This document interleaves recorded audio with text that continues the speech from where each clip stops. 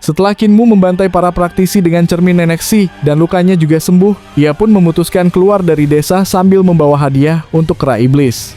Di perjalanan menuju istana penindasan malapetaka, ia melihat binatang berkepala ikan bertubuh manusia keluar dari air yang memakan mayat. Namun semua makhluk itu langsung ketakutan saat melihat Kinmu. Selama 2 hari masa penyembuhannya, banyak praktisi dari Yankang datang untuk membunuhnya. Tapi tidak ada satupun yang berhasil masuk ke desa.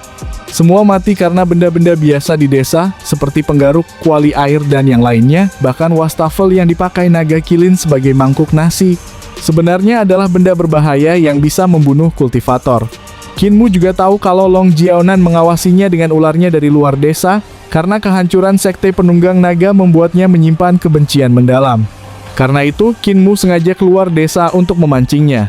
Saat tiba di istana penindasan malapetaka, Kinmu tidak menemukan kera iblis maupun gajah naga, dan ia juga tidak menemukan jejak apapun. Pada akhirnya, Kinmu kembali ke desa. 2 hari berlalu, namun para kakeknya dan juga nenek Si belum kembali dari Daksu. Karena tahun baru sudah dekat, Kinmu mulai khawatir. Akhirnya, ia memutuskan untuk mencari mereka. Kinmu kemudian menghapus segel pada Raja Iblis Dutian dan memanggil naga kilin untuk menuju Daksu. Namun Raja Iblis Dutian berkata bahwa makhluk setengah dewa seperti Tuli pun tidak bisa kembali dari sana, apa gunanya kita pergi? Kinmu mengatakan meski dirinya tidak kuat, ia punya bantuan Raja Iblis yang berasal dari suku Iblis Surgawi. Raja Iblis Dutian menjawabnya dengan nada sombong bahwa jika ingin bantuannya, Kinmu harus memperlakukannya dengan baik karena ia masih kesal setelah dipukul. Akhirnya, Kinmu menawarkan kesepakatan. Jika Raja Iblis membantu menemukan keluarganya, ia akan dibebaskan. Tawaran ini langsung menarik perhatian Raja Iblis, dan ia setuju membantu. Selesai berkemas, Kinmu akhirnya berangkat meninggalkan desa Lansia. Cacat bersama naga kilin menuju hulu Daksu. Ia teringat kakek kepala desa pernah membawanya ke kedalaman Daksu, ke asal sungai Surging, tempat mereka mengalami banyak kejadian aneh. Namun saat itu, yang mereka temukan bukan desa tanpa khawatiran, melainkan kapal bulan Fengdu, yang dipandu Liontin Giok Kinmu dan menariknya ke sana. Kinmu yakin kepala desa dan yang lain pasti pernah ke sana dan mungkin meninggalkan jejak. Setelah ia pergi, Long Jiaonan datang ke desa dengan niat mencuri harta. Ia memanggil ular raksasa untuk masuk ke dalam desa. Tetapi begitu masuk, seekor laba-laba langsung membunuh dan menghisapnya hingga habis. Melihat itu, Long Jiaonan sadar desa tersebut sangat berbahaya dan tidak berani masuk. Sementara itu, Kinmu menempuh perjalanan jauh menyusuri sungai hingga menjelang malam. Ia mencari tempat berlindung dan menemukan reruntuhan istana dengan beberapa binatang aneh yang bersembunyi. Di sana terdapat banyak kerangka binatang raksasa yang tergeletak. Tak lama kemudian, sepasang Taois datang dan ikut bermalam di sana.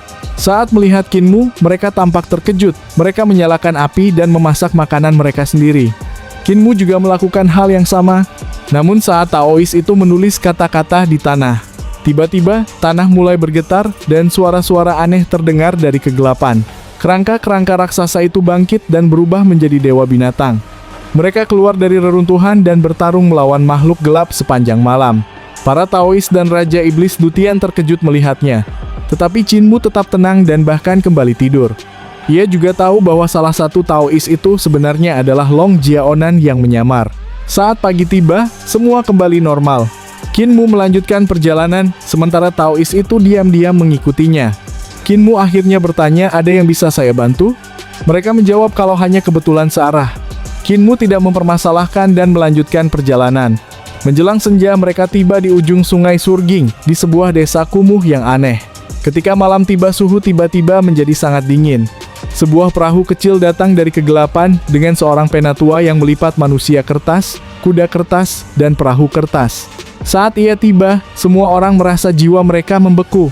Penatua itu melepaskan perahu kertas.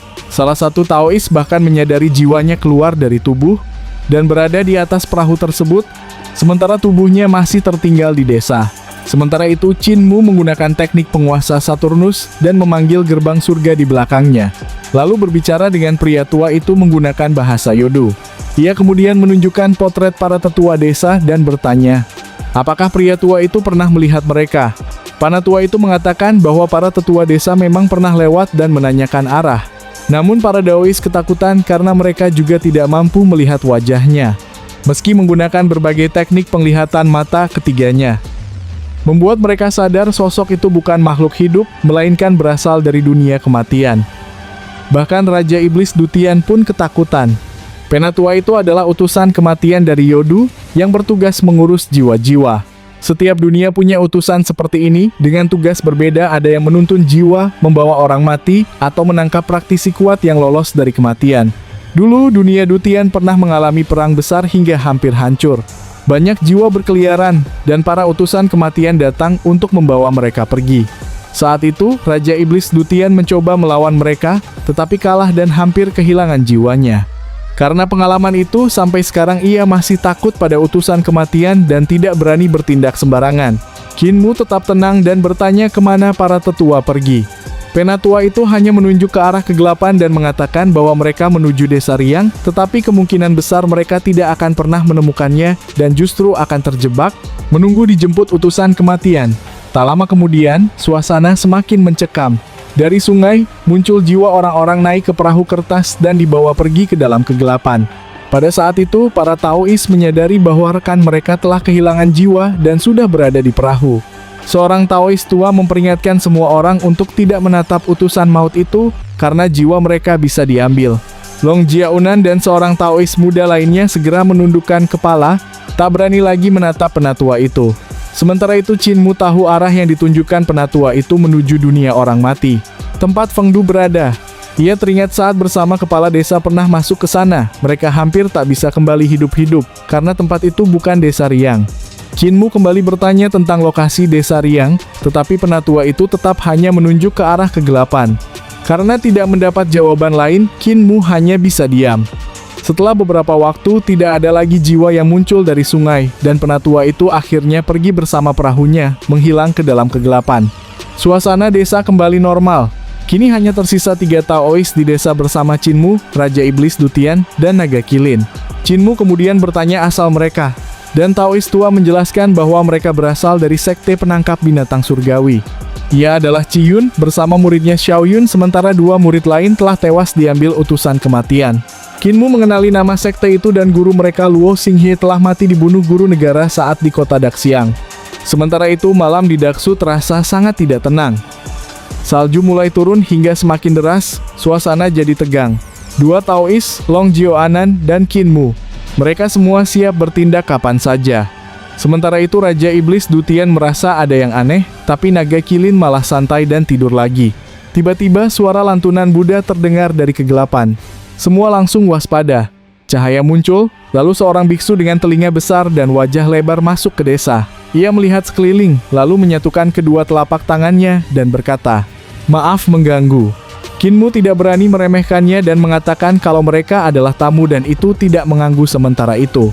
Di belakang biksu itu muncul sosok besar dan kuat sambil memegang tongkat. Qinmu kaget dan mengenali tongkat itu yang ia berikan kepada kera iblis, dan ternyata sosok itu adalah kera iblis. Kera iblis sangat senang melihat Qinmu dan langsung mengenalinya. Namun Qinmu merasa bingung lalu bertanya, "Jadi maksudmu, biksu itu berasal dari biara petir kecil. Dia yang menemukanmu, lalu mengajarimu berbagai kemampuan. Setelah itu dia pergi, dan sekarang kembali lagi untuk membawamu ke biara petir kecil." Kera iblis itu langsung mengangguk. Qinmu terkejut jika biksu itu bisa membawa kera iblis berjalan di dalam kegelapan, berarti kekuatannya sangat tinggi, setara dengan Rulai Tua dan Kepala Desa. Sementara itu ketakutan menyelimuti Long Jiaunan, Taois Ciyun, dan Taois Xiaoyun hingga mereka diam-diam mundur ke tepi kegelapan. Mereka tahu Qinmu pernah berurusan dengan makhluk berbahaya seperti utusan kematian, sehingga satu kata darinya bisa berarti kematian. Namun sebenarnya, Qinmu sendiri juga gugup. Rulai dari biara petir kecil adalah Raja Iblis hebat, seorang biksu yang menjadi kultivator iblis, dengan pemahaman Buddha yang ekstrem. Ia pernah menggunakan patung Buddha tembaga untuk menekan Lipan Xian Qing Er. Namun Qinmu berhasil memanfaatkan gelombang es untuk mendorongnya dan menyelamatkan Xian Qing Er. Saat bertemu, Rulai kecil mengenali Qinmu dan menyinggung kejadian lama. Ketegangan sempat terjadi, ia memilih tidak bertindak karena musuhnya telah datang. Tak lama, Taois Lingjing yang memakai topi bambu muncul dari kegelapan, seorang praktisi kuat yang juga mengenal Qinmu. Saat itu kepala desa pernah meminjam koin Feng Du darinya. Bahkan ia juga meminta Qinmu untuk mengembalikannya. Long Jiaunan dan 2 Taois lainnya kembali membeku. Seorang praktisi tingkat tinggi yang mampu melintasi kegelapan datang lagi. Yang lebih mengejutkan, ia juga mengenal Qinmu.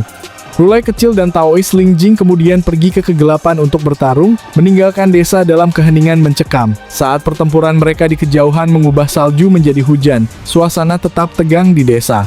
Saat kegelapan mulai menghilang, Qinmu, Long Jiaonan, dan Raja Iblis Dutian langsung bergerak hampir bersamaan, saling melancarkan serangan mematikan.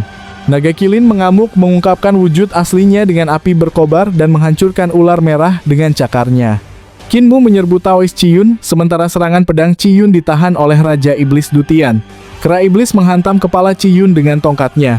Qinmu menuntaskan dengan cahaya pedang yang menembus dada Qiyun dan sekaligus memenggal Taois Xiaoyun. Sementara itu Long Jiaonan berhasil melarikan diri dengan ularnya. Terima kasih sudah menonton, sampai jumpa di episode selanjutnya.